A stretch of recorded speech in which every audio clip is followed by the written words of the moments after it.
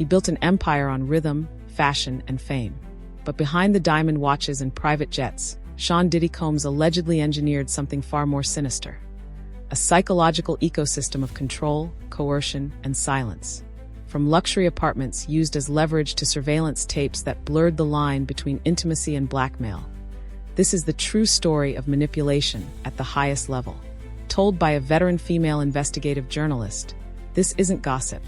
This is a case study in how love becomes a weapon, silence becomes a shield, and power protects itself. Until it doesn't. The trial isn't over, but the illusion is. So if you think you've heard it all, you haven't. Hit follow on your favorite platform now, because the next story might just change the way you see everything. Don't miss a single twisted turn.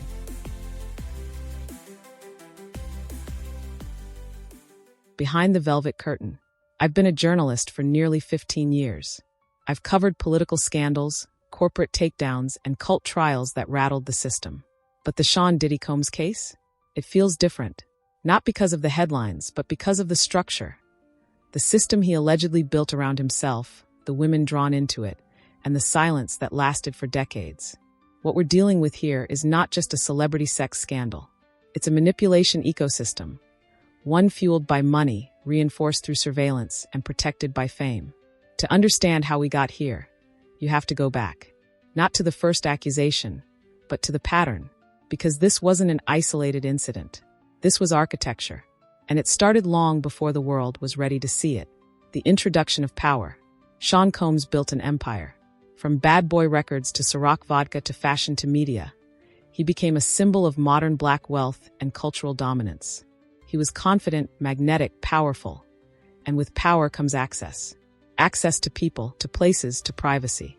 Access to women who saw him as a gateway to safety, opportunity, or love. But power, unchecked, becomes something else. It becomes manipulation in motion. Cassie Ventura was 19 when she met him. He was 37. The age gap wasn't the issue. The imbalance of power was. Within months, she had signed to his label, moved into his world, and, as her civil lawsuit would later reveal, became emotionally, physically, and psychologically dependent on him. She alleges he dictated what she wore, who she could speak to, where she went. Surveillance wasn't subtle. It was built in. She was allegedly followed, watched, recorded. For her, the line between relationship and captivity blurred fast. She's not alone. Pattern recognition. Over the years, multiple women, ex-girlfriends, employees, and industry insiders would describe a similar experience. An invitation into Diddy's orbit. Lavish gifts and promises of career opportunities. Sudden emotional dependency. Control tactics. Monitoring, verbal coercion, financial manipulation. Isolation from friends and family. Introduction to sex rituals described as freak-offs. One woman, testifying under the name Jane, claimed she was invited into an intimate relationship with Combs around 2021. It started like most: charm, seduction, generosity. But within months, she says she was being coerced into filmed sex acts, drug-fueled group encounters, and humiliation. He paid for her apartment. That support became leverage. She claims the rent was threatened when she resisted his demands. This is a psychological method called compliance reinforcement, where emotional and material rewards are tied to obedience, not affection. She says she felt trapped, dependent, obligated, controlled. Not just love, a system. Manipulation at this level isn't emotional impulse. It's intentional engineering. Diddy didn't just manipulate women. He allegedly manipulated the environment around them. Employees, handlers, travel coordinators, security. All pieces in a larger strategy of access, isolation, and image protection. Capricorn Clark, a former employee, testified she was taken at gunpoint, interrogated, and warned not to reveal internal activities. She described a workplace where fear and obedience were expected, and loyalty was extracted through threat, not trust. This is important, because manipulation doesn't survive in isolation. It needs support. It needs enablers. And if the allegations are true, that's exactly what existed. A structure of silence upheld by careers, NDAs, and money. Why this went unnoticed? You may ask, how did this last for over 2 decades? The answer is unsettling. Fame protects. Wealth distracts. And when a man is seen as a cultural icon, his narrative controls the room. Accusers are disbelieved. Reports are buried. Victims stay silent. Media outlets hesitate. Corporate partners look the other way. In psychological terms, this is called institutional reinforcement, where systems validate and preserve power, even in the face of credible allegations. Cassie's 2023 lawsuit was the first public fracture. She alleged physical abuse, forced sex with male prostitutes while Combs watched, and threats of retaliation. He settled, within 24 hours, for a reported $20 million. That wasn't a denial. It was damage control. The mechanics of fear.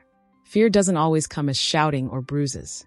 In this case, it came through control of housing, through constant filming, through selective affection, through public humiliation disguised as lifestyle choices. Jane said she researched the word cuck to better understand what he wanted, because he didn't explain. He demanded. She complied.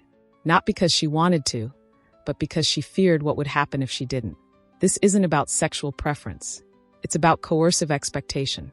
And when expectations are laced with fear, the line between yes and no disappears. What this means: we are watching a federal trial unfold that alleges sex trafficking, racketeering, coercion, and abuse. The charges aren't symbolic. They are systemic. Diddy stands accused not just of harming women, but of building an enterprise designed to control, silence, and exploit. As a journalist, my role is not to speculate guilt or innocence.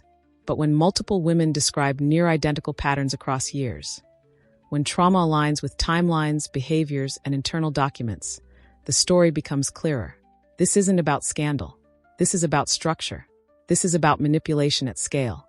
The mechanics of control. Control is rarely loud. It's not always a slap.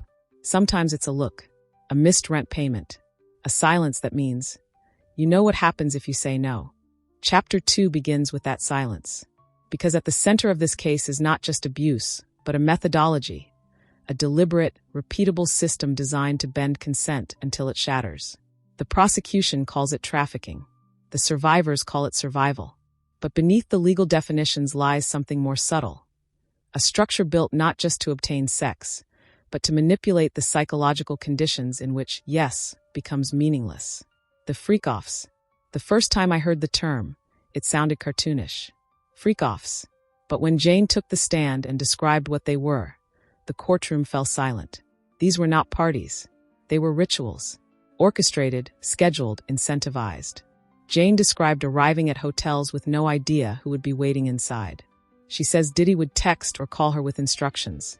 Sometimes gently, sometimes aggressively. There would be drugs. Ecstasy, Molly, weed. She says she rarely took them willingly. Most times, she didn't know exactly what she was taking. Then the filming would begin. Multiple witnesses, including employees, testified that these encounters were often recorded. Whether on phones or security-style equipment, the camera was always part of the room, always watching. The participants? Strangers, escorts, occasionally other celebrities or staff. The intent? Power. This was not about pleasure. It was about documentation, leverage, and control. Financial strings attached. Jane lived in a luxury apartment in Los Angeles. Her rent, over $10,000 a month, was paid directly by Sean Combs. But that apartment wasn't a gift. It was a collar. In her testimony, Jane said, "He told me if I ever disrespected him again, the apartment was gone. My son and I would be out on the street." This wasn't metaphorical. She had no job, no separate income. Her housing, utilities, even the security guards in the lobby were tied to his payroll. In psychological terms, this is a dependency trap. When a victim's basic needs, shelter, food, healthcare, are controlled by the abuser, the victim becomes emotionally and logistically paralyzed. Leaving becomes unthinkable. Not because the love is strong, but because the cost of independence is higher than the pain of staying. It's manipulation through circumstance. Consent under duress. A defense attorney may ask, "Did you agree to these acts?" And in some cases, Jane or Cassie or Capricorn may say, "Yes, but consent under duress is not real consent." If a woman is told she'll be homeless unless she complies. If a woman is threatened with public humiliation via leaked tapes. If a woman is drugged, isolated, emotionally blackmailed, and then told to perform. That is not a choice. That is survival. When Jane was asked in court why she didn't leave sooner, she said, Because I didn't know who I'd be without him. He made me feel like I was nothing unless I did what he wanted. That is textbook coercive manipulation. Sex as currency. Diddy didn't just demand sex. According to testimonies, he orchestrated sex between others, often watching, filming, or directing from a distance. In Cassie's lawsuit, she alleged that she was forced to sleep with male prostitutes while Combs observed, directed, and sometimes filmed. These were not consensual threesomes. These were assignments. That pattern appears again with Jane, who said she was required to perform sex acts with other women while Diddy watched. Sometimes calmly, sometimes recording, sometimes threatening to post the footage if she failed to perform right. This wasn't intimacy. This was ritualized humiliation. Survivors say the acts escalated. Boundaries were pushed gradually. And every violation was followed by a reward. A gift, a trip, an apology, a classic trauma bonding cycle. This is how control is tightened over time. Drugs and memory. One chilling theme that surfaced repeatedly in testimony. Memory gaps. Several women described being given pills or drinks that altered their perception, made them compliant, and then waking up unsure of what happened. Some remembered flashes. Others remembered pain. Others remembered video evidence shown to them after the fact, with their own body on screen, doing things they didn't remember consenting to.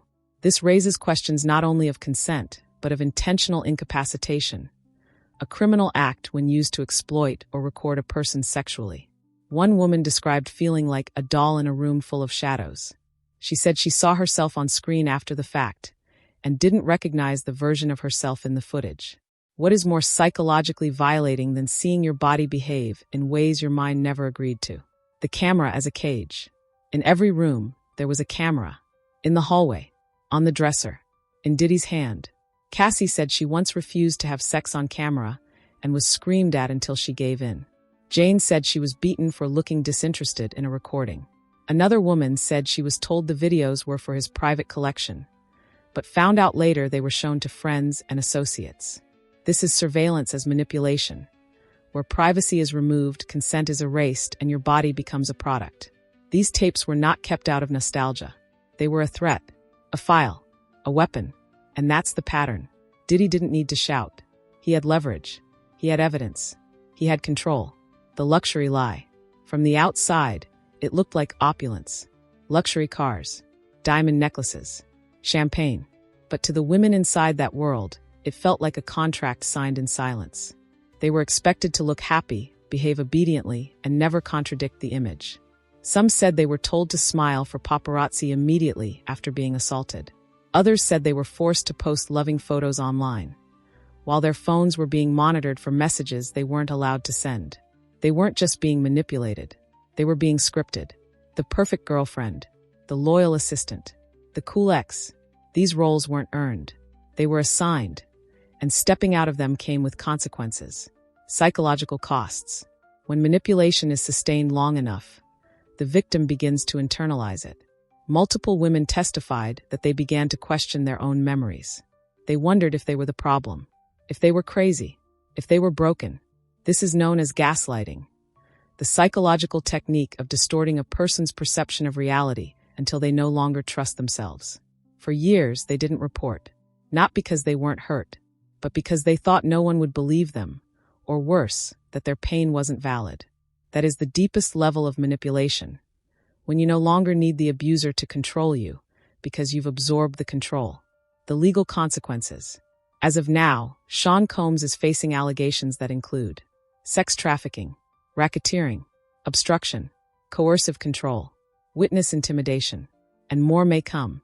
Federal agents are investigating money trails, employee testimonies, and digital records from devices seized during raids in Los Angeles and Miami. The trial is ongoing, but the stories are clear. This isn't just a question of what happened. It's a question of how it kept happening. Because manipulation, when left unchecked, doesn't just break people. It builds empires. Surveillance, shame, and submission. Power doesn't always shout. Sometimes it watches. It records. It archives. In Chapter 3, we turn to the camera, a tool Sean Diddy Combs allegedly used not for memories, but for manipulation. What emerged in courtroom testimony wasn't a man using surveillance for security. It was a man allegedly using cameras as cages, capturing consentless sex, fear, and humiliation, and repurposing it all as a tool of psychological warfare. This wasn't voyeurism. It was systemic documentation designed to enforce control. The eye in the room. According to witness testimony, cameras were a near-constant presence. In homes, in hotels, in hallways, in bedrooms. Jane, a central witness, testified that she was filmed without her consent during multiple freak-offs. Encounters orchestrated by Combs involving drugs, strangers, and sex. She recalled walking into hotel suites only to find hidden cameras already rolling. Sometimes Combs filmed with his own phone. Other times, she says he ordered staff to record from different angles. The lighting wasn't accidental. The setup wasn't spontaneous. This was organized. Jane said, "It got to the point where I didn't know if anything was real anymore. Even when I was alone, I felt watched." The fear didn't end when the session ended. It lingered. Because once the footage existed, so did the threat. Video as blackmail. This is where manipulation sharpens into a weapon. Multiple women testified that they were shown footage of themselves, naked, disoriented, engaging in sex acts they say they never agreed to. Some were high. Others were intoxicated. Many said they had no memory of the event being recorded. In one account, a woman said she was asked to re-watch the video. Not to celebrate, but to correct her behavior. She was allegedly told she looked disinterested, and that next time she'd better perform right. This is video as punishment. Another witness, a former staffer, claimed she overheard Combs referencing tapes in conversations about keeping people in line. While these recordings have not all been submitted as public evidence, the federal investigation includes seizure of phones, hard drives, and surveillance systems from Combs' properties in Los Angeles and Miami. This isn't private kink. This is potentially evidence of criminal intimidation. The legal layer. Consent versus coercion. Here's where it gets even more complex. Consent to sex does not equal consent to being filmed. Consent to being filmed does not equal consent to distribution. And in every testimony, the issue isn't whether cameras were visible. It's whether the women ever had the power to say no. Jane says she didn't consent. Cassie says she resisted. Others say they only realized after the fact that they'd been recorded. In a psychological manipulation cycle, recording someone in a vulnerable moment creates a power imbalance that doesn't expire. Even after the abuse ends, the fear of exposure lingers. Victims often stayed, not because they wanted to, but because the footage trapped them. Control through fear of public shame. This is perhaps the most effective form of modern-day control. The threat of going viral. For the women involved with Combs, many were models, performers, dancers, or rising figures in the entertainment world. A leaked video, especially one showing them under the influence, in humiliating positions, or engaged in sex acts with multiple people, would end careers and reputations. They didn't fear prison. They feared public opinion. One woman testified, "He never had to say it.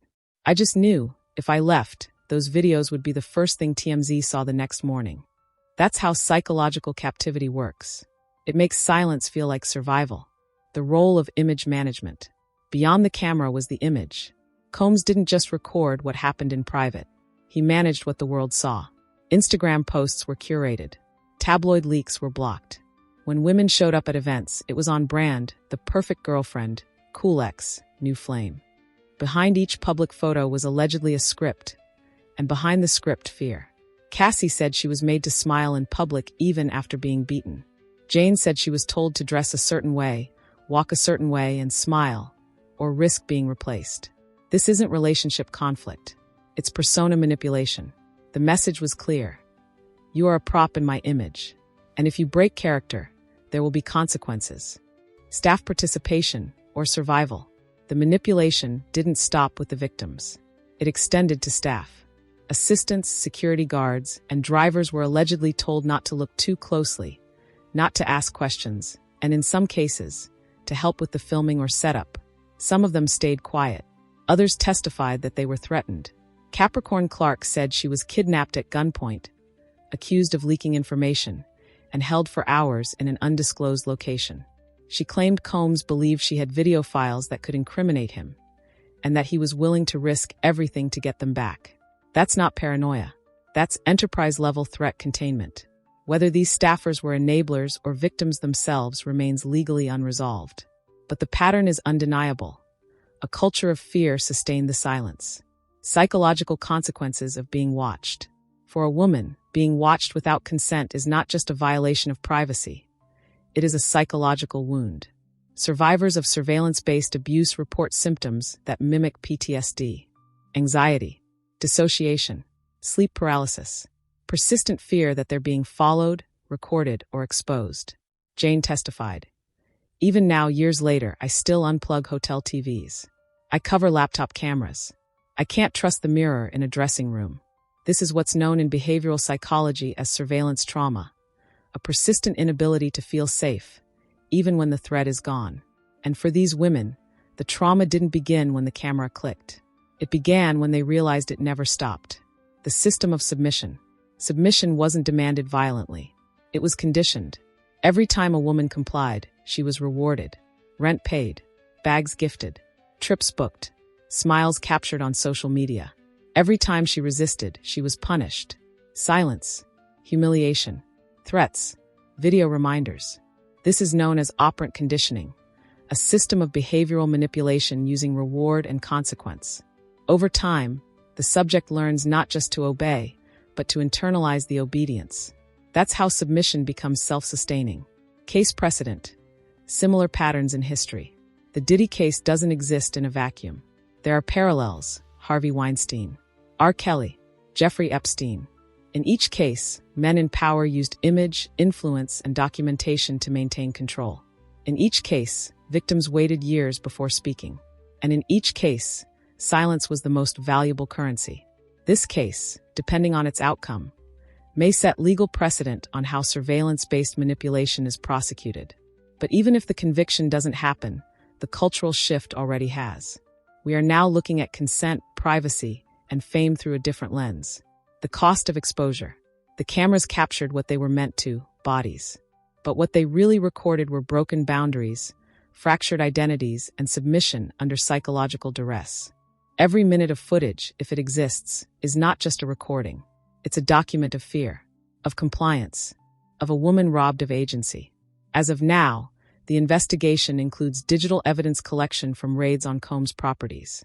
Phones, hard drives, internal surveillance systems. Federal prosecutors are analyzing terabytes of data to determine who was recorded, when, and under what conditions. That evidence may become the backbone of a trafficking case. But more importantly, it may become the truth that validates what so many women have whispered, but were too afraid to say aloud. Until now, a staff built on fear. If manipulation was the foundation of this case, then fear was its infrastructure. In Chapter 4, we step out of the bedroom and into the boardroom, or rather, into the corridors of power surrounding Sean Diddy Combs. Here, we find personal assistants, house managers, drivers, bodyguards. People who didn't live with him, but lived under him. Their proximity didn't grant them protection. It made them vulnerable. Because the Diddy case isn't just about the women he allegedly abused. It's about the system he allegedly built, and the people he allegedly used to maintain it. What emerges is a portrait not of a lone manipulator, but of a workplace culture grounded in silence, compliance, and fear. Controlled workplace culture. Capricorn Clark was not a girlfriend. She was a staff member, part of Combs' inner operations team. And yet, her testimony in 2024 was one of the most disturbing in the case. She alleged that she was kidnapped at gunpoint by associates of Combs in retaliation for suspected leaks about his behavior. Taken to an undisclosed location, interrogated, and released only after assurances that she had kept quiet. The motive? Fear that she possessed or had copied videos. The very footage that other women claim were used to trap them. In most corporate environments, whistleblower laws protect employees. But what do you do when your workplace operates like a shadow state? Job descriptions, and what they didn't say. According to former employees and court documents, staff were often given vague or overly broad job roles. Executive assistant, hospitality coordinator, event logistics, talent manager. On paper, it looked like entertainment industry work. But in practice, these roles allegedly included coordinating travel for women involved in freak-offs, delivering packages that may have contained drugs, scheduling parties designed around sexual encounters, setting up security systems with full surveillance capabilities, monitoring phones or social media for potential leaks, enforcing loyalty through intimidation tactics. None of this was in the HR manual, because there was no HR. Coercion within the chain of command. This is where manipulation becomes multi-layered. Employees weren't just passive observers. Some were allegedly instructed to participate in controlling others, driving victims to locations, guarding rooms during encounters, retrieving video footage after the fact. But many say they didn't realize what they were part of until it was too late. One anonymous former driver testified off-record that he once picked up a woman from a Beverly Hills hotel. She was crying, wearing only a t-shirt, and said nothing the entire ride. When he mentioned it to a supervisor, he was told, "Don't ask questions. You want to keep your job, right?" This is not active complicity. This is institutional gaslighting. A system where workers are trained not to think critically, but to comply quietly. Pay, perks, and pressure. Combs was known to be a generous boss, until he wasn't.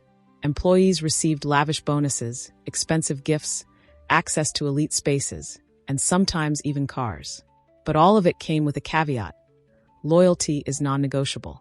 Multiple former assistants said that when someone acted disloyal, their paychecks were delayed, their access cards were shut off, their names were removed from flight lists or studio clearances. Fear wasn't just theoretical. It had financial teeth. If you worked for Diddy, you didn't just serve a man. You served a brand, a legacy, a regime, the inner circle. There are layers to every powerful man's orbit. And according to federal investigators, Diddy had an inner circle of loyalists, longtime friends, managers, and handlers who allegedly played direct or indirect roles in sustaining the environment of control. Some have been subpoenaed. Others remain unnamed in sealed court documents. But what's clear is that control was not spontaneous. It was delegated. For example, employees allegedly scouted women at clubs or events. Security allegedly helped remove uninvited guests or deter questioning. Assistants allegedly coordinated the arrival and departure of women to avoid public overlap or suspicion. Tech staff allegedly helped preserve and possibly erase sensitive footage. This is not speculative. This is from depositions and law enforcement interviews currently under federal review. It points to a larger problem: the weaponization of loyalty. When loyalty turns to fear. One former bodyguard, speaking anonymously to a journalist under condition of legal protection, described being asked to escort a woman off the property after she allegedly refused a filmed encounter. He says she was hysterical and claimed she was drugged. He was told she was unstable and to get her away from the house. He did, and he never saw her again. He told reporters, "I still think about her." But you don't ask questions around him. You just do the job. That quote cuts to the core of how manipulation flows downward, not just into romantic relationships, but into organizational behavior. The legal implications for staff.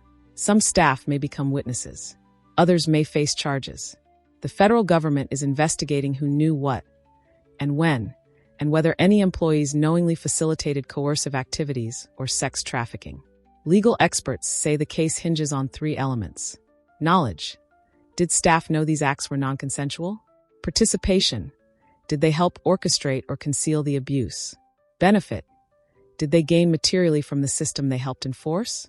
This is not just about Combs. It's about the machine that may have been built around him. Culture of compliance. Diddy wasn't the first man in power to surround himself with silence.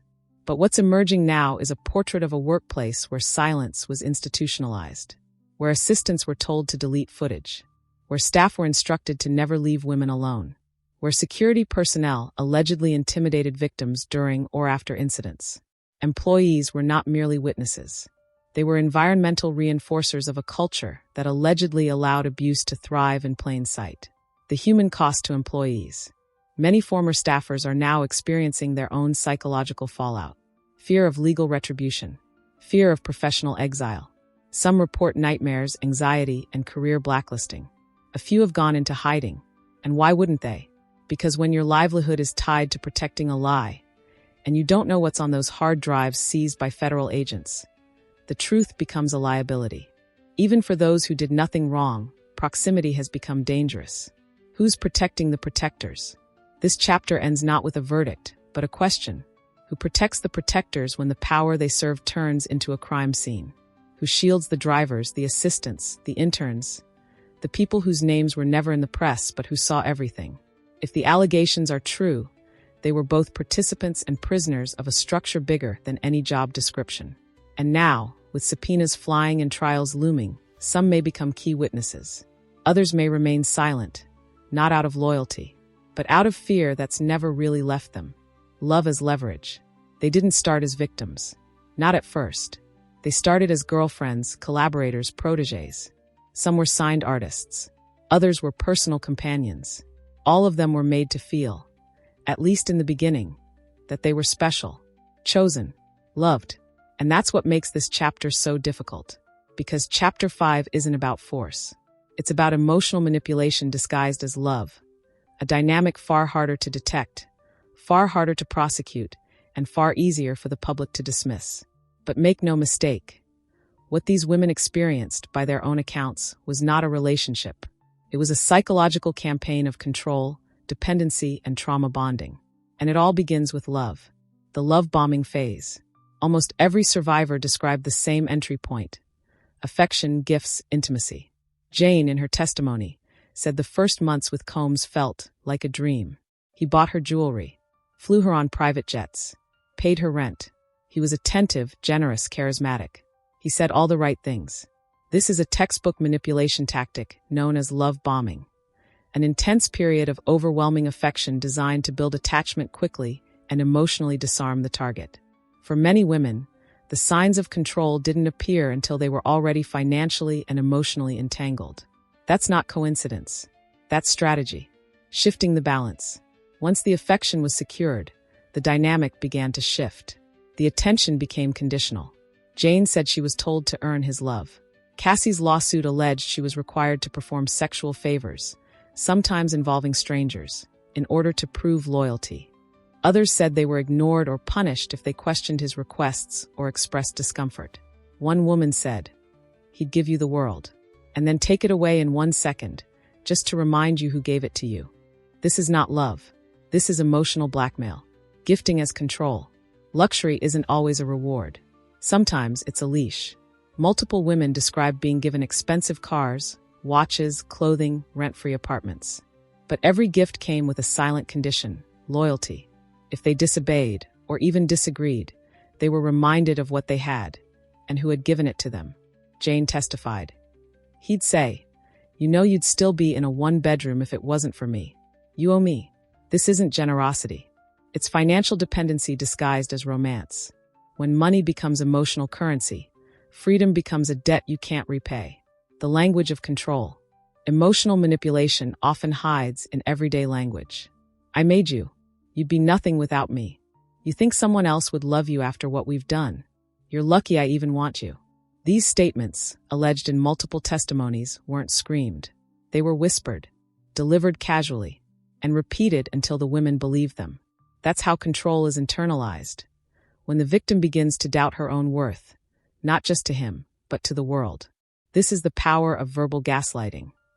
The slow erosion of a woman's ability to define reality for herself. Isolation through love. Another common tactic. Social isolation.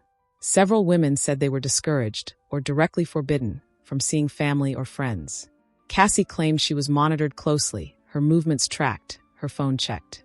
Jane said she was discouraged from speaking with her child's father, even when it was related to custody logistics.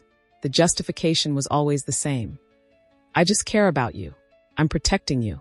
But this is not protection. It's containment. When love becomes the reason for control, manipulation becomes invisible. Trauma bonding. This is where emotional abuse becomes a self-reinforcing system. A woman experiences kindness, followed by cruelty, then kindness again. Each trauma is followed by an apology, a gift, a grand romantic gesture. And over time, the mind begins to tie relief to the abuser. Jane said, "I stayed because I believed if I just did better, he'd be the man I fell in love with again." This is known as trauma bonding, a psychological phenomenon where the victim becomes emotionally attached to their abuser through cycles of abuse and reward. It's not weakness. It's conditioning. Sexual compliance through love. Several survivors stated that sex became a requirement for affection. Not an act of connection, a test of obedience. Jane testified that she was asked to perform with other women while Combs watched. When she resisted, she was accused of not loving him, of being boring, of being disloyal. Cassie alleged similar coercion, that she was instructed to sleep with male sex workers while Diddy watched, and told this was part of what kept their bond unique. These acts were framed as love through sacrifice. But they weren't sacrifices. They were extractions of consent, of dignity, of self-worth. Public love, private control. To the outside world, these women appeared adored, photographed, posted, publicly validated. But multiple survivors claimed that their public displays were forced performances, that they were told what to wear, when to smile, what to post. Cassie said she was told to attend events immediately after incidents of abuse. Jane said she was ordered to write flattering captions under photos of herself and Combs, even during periods when they weren't speaking privately. That's not romance. That's image laundering. And it's a form of emotional gaslighting on a public stage. The cost of leaving. Leaving a manipulative relationship is never simple. For these women, leaving meant losing housing, losing financial stability, losing access to their own children's school funding, risking public exposure through leaked footage, risking career blackballing in an industry Combs dominated. Jane said she didn't leave for over 2 years because she feared becoming homeless, and because she was afraid no one would believe her. And for a long time, no one did. The lie of choice. This is the most dangerous myth surrounding this case, that these women chose to stay, that they chose the lifestyle, that they chose to be part of this world. But what we know from decades of research in behavioral psychology is this. Manipulation turns choices into illusions. It replaces agency with survival, and it reframes abuse as love. By the time a woman chooses to comply, her options have already been erased. And that is not a decision. That is submission scripted by fear. Where the court stands. Federal prosecutors are presenting these emotional dynamics not as background, but as evidence of intent, of power imbalances, and of a long-running system designed to coerce. Defense attorneys, as expected, argue that these were adult relationships, that these women benefited from the lifestyle, that their participation was consensual. But consent cannot exist in the presence of coercion, fear, and economic dependency. And that is the legal debate now unfolding. A debate that will define not just the future of this case, but how society views manipulation masquerading as love. Systemic silence. In Chapter 6, we step away from the penthouses and hotel rooms. We're not focusing on Diddy. We're focusing on everyone who stayed silent. Because if the allegations are true, if Sean Diddy Combs manipulated, coerced, filmed, assaulted, and trafficked women for years, the next question is obvious. How did he get away with it for so long? And the answer is difficult. He got away with it because he was powerful, but also because he was protected by systems, by silence, by institutions that saw the signs and chose not to act. This chapter is about the bystanders, the beneficiaries, and the brands, and how systemic silence becomes the most powerful form of manipulation of all. Celebrity as camouflage. Sean Combs wasn't just famous. He was respected. A black mogul, a music innovator, a cultural icon. He made hits. He built wealth. He survived Biggie's death, business wars, and decades of industry upheaval. That reputation created armor. Women weren't accusing a man in obscurity. They were accusing a legend, someone whose name paid salaries, filled arenas, and headlined award shows. To question Diddy wasn't just uncomfortable. It was unprofitable. The media's complicity. Cassie's allegations, when they surfaced in 2023, shocked the public. But not everyone. Several journalists, including reporters from Rolling Stone and the Daily Beast, later admitted they had heard whispers for years. Stories shared off the record.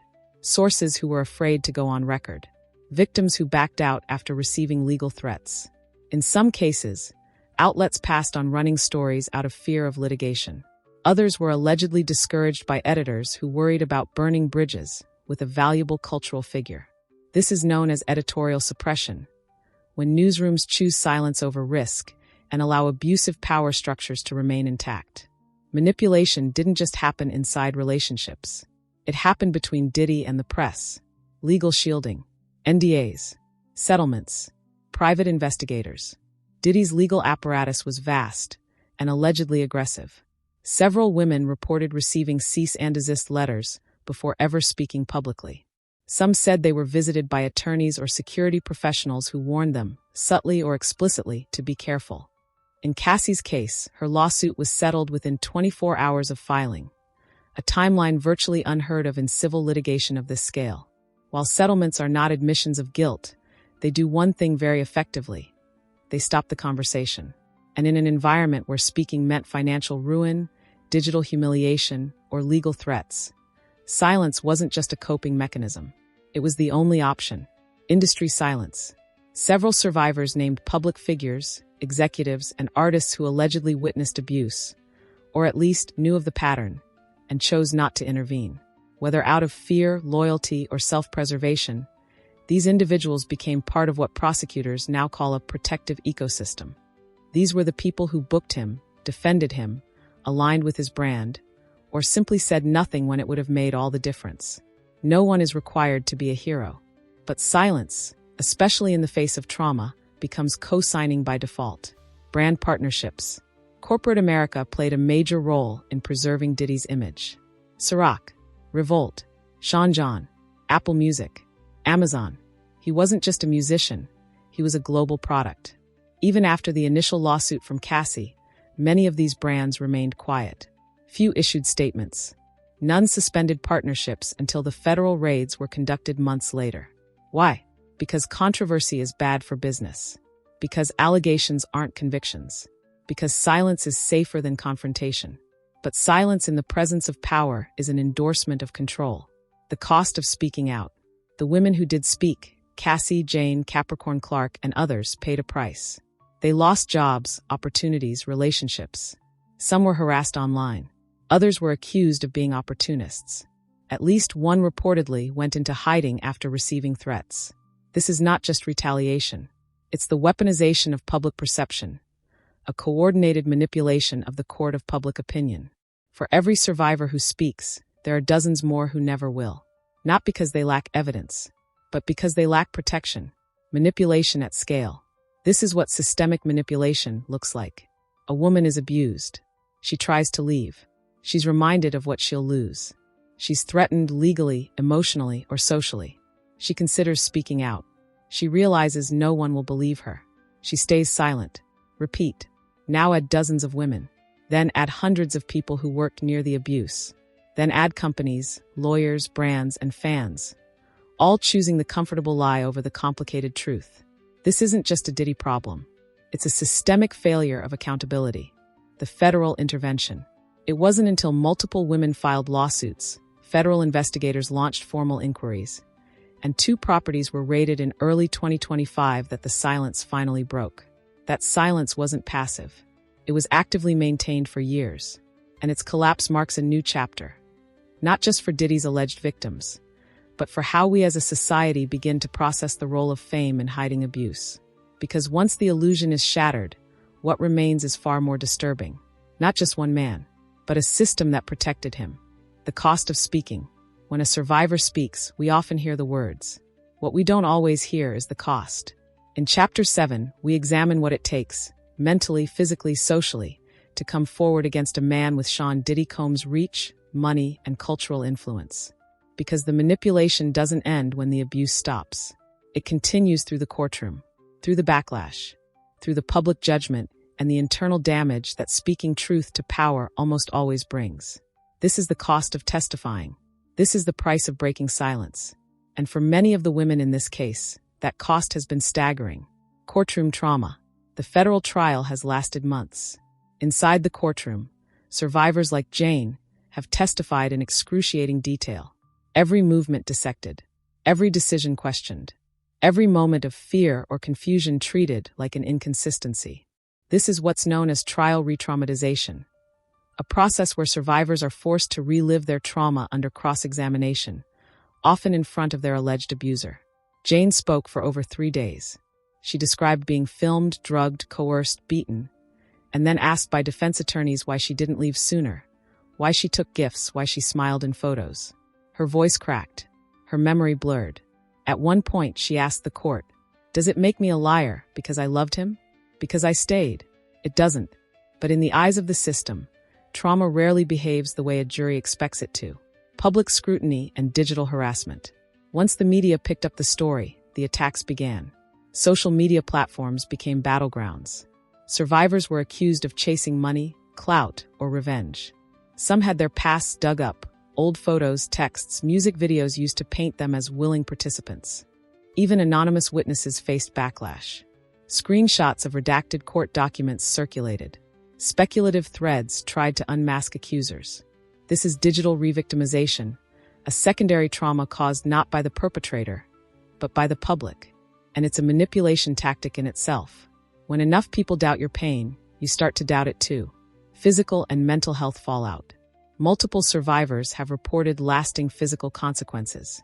Chronic migraines, PTSD, substance dependency, dissociation, panic attacks, sleep disorders. In Jane's testimony, she described waking up in the middle of the night to check under her bed, years after her last encounter with Combs. Cassie, in her civil filing, spoke of flashbacks and anxiety that made public appearances unbearable. These are not exaggerations. They are documented trauma symptoms, validated by clinical professionals and consistent with coercive abuse survivors. Manipulation may not leave visible scars, but it reconfigures the nervous system in ways that never fully reset. Professional blacklisting. Several women who came forward were models, dancers, musicians, women who depended on the entertainment industry to survive. By accusing a mogul, they effectively ended any chance of being welcomed back into that ecosystem. One unnamed survivor said she was dropped from a brand campaign just weeks after media coverage linked her to the case. Another said she was warned by a talent agent. If you go public with this, no one will hire you again. Not because of Diddy, but because you'll be a liability. This is the invisible hand of industry silencing. A system where speaking truth comes at the expense of your entire career. The toll on staff and witnesses. It's not just the survivors. Capricorn Clark, a former employee, alleged she was kidnapped and threatened by Combs' team. Since testifying, she's reportedly relocated for safety. At least one former driver involved in the federal inquiry has refused public comment due to fear of retaliation. Some witnesses have described feeling surveilled. Others have reportedly received anonymous messages warning them to stay quiet. This isn't conspiracy. It's ongoing intimidation, and it echoes what many described during their time working for Combs. You can leave, but you'll never really be free. Family strain. Survivors don't suffer alone. Family members have faced death threats, online harassment, and invasive questions from media and strangers. One survivor said her mother's phone number was leaked on social media. Another said her child was approached by a reporter outside their school. This is the collateral damage of accountability. When standing up to power puts not just yourself, but your entire circle in danger. And yet, they still testified. That tells you something. The system's response. So far, the legal system has not charged Sean Combs with criminal counts stemming directly from witness testimony. The investigation is ongoing. Civil suits have been settled or remain in motion. But the trial, and the public attention it has sparked, has created a precedent. That manipulation, coercion, and emotional domination are now being considered within the framework of accountability. That silence is no longer impenetrable. And that survivors are not just emotional. They are evidentiary. They are facts. They are files. They are proof of something systemic. Why they still came forward. Knowing all of this, the risk, the trauma, the loss, why did they still speak? Because manipulation only survives in darkness. Because their silence once protected their abuser. And breaking that silence is the first act of freedom, even if it costs everything else. Jane said, "I thought I was helping him by staying. I thought that's what love was. Now I know it was control." Cassie said she came forward not to relive her pain, but to end the pattern. This is not just about one man. It's about a system. And the only way to dismantle a system is to speak directly into it. The trial isn't over, but the illusion is. The cameras are still rolling. The jury hasn't ruled. The gavel hasn't fallen. The system is still processing testimony, evidence, digital records, cross-examinations, and legal motions. But even as this case winds its way through federal courtrooms, one thing is already over. The illusion. The illusion of the harmless superstar. The illusion of consensual excess. The illusion that fame, wealth, and legacy exist outside of accountability. Because if this case has shown us anything, it's this. Manipulation is not always loud. Sometimes it looks like luxury, and by the time the world sees it, it's already done its damage. The current state of the case. As of now, Sean Diddy Combs is under federal investigation for sex trafficking, racketeering, coercion, witness intimidation, obstruction of justice, transporting individuals across state lines for illegal sexual purposes. Multiple lawsuits have been filed. Some settled. Others remain active. Properties in Los Angeles and Miami have been raided. Hard drives seized. Testimonies recorded. He denies all allegations. He pleads not guilty. But the facts, the patterns, and the testimonies form a consistent narrative, one that the court is now tasked with confirming or disproving. The pattern recognized. This case is not about isolated incidents. It's about a sustained pattern of emotional manipulation, financial dependency, sexual coercion, public gaslighting, media management, surveillance, fear, silence, and it spans over 2 decades. From Cassie Ventura to Jane to unnamed employees and assistants, the behavior described shows a deliberate system, not spontaneous abuse. This is not about scandal. This is about design, the failure of power structures. In every direction, there were people, institutions, and industries positioned to stop this. And they didn't. Media outlets passed on stories. Brands prioritized image over safety. Executives protected assets. Friends stayed silent. Employees looked the other way. Victims were pressured to stay quiet. The machine around Diddy didn't just amplify his art. It allegedly amplified his abuse. And that is what makes this case so dangerous and so important. Because the culture that protected him is still intact and still capable of shielding others. The role of the court. Legal systems are not built to handle emotional manipulation. They measure bruises, contracts, camera angles, timestamps. They ask victims why they didn't run. They ask survivors why they stayed. They reduce psychological warfare into cross-examinable statements. But this case has forced the courts and the culture to reckon with more. Can manipulation be prosecuted? Can emotional coercion be proven? Can silence, compliance, and love be recontextualized as symptoms of abuse? And more urgently, can a system built to protect men like Sean Combs hold them accountable? If there's a verdict, it may take months. The court will decide whether the evidence proves crimes beyond a reasonable doubt. That's their role. That's their duty. But for the survivors, the women who lived this, the verdict may be secondary. Because by speaking, by testifying, by enduring interrogation and public scrutiny, they already did the hardest thing. They said what no one else would say. They made manipulation visible. They exposed the system. And they broke the illusion. If there isn't, if the jury rules in Combs' favor, if charges are dropped, if cases stall, does that mean it didn't happen? No. It means the standard of proof wasn't met. It means legal thresholds weren't crossed. It doesn't erase the trauma, the patterns, or the corroboration. And it doesn't invalidate the public record. Because the survivors have already shifted the cultural understanding of what abuse can look like in proximity to power. The trial isn't over. But the cultural shift? That's already underway. The broader impact. This case is not just about one man. It's about how society treats women who accuse powerful men. How manipulation is misunderstood, minimized, or romanticized. How money buys silence, and sometimes freedom. How abuse can masquerade as love. How media, law, and branding intersect to protect predators. How survivors reclaim truth by telling it, even when no one wants to hear it. If there's a legacy here, let it be this. Belief is the beginning of justice. Final words. I began this investigation with a simple premise. If this happened, how did no one stop it? Now I understand. They did try to stop it. In text messages that went ignored, in lawsuits that were buried, in relationships that collapsed under the weight of unspoken trauma. But systems are strong.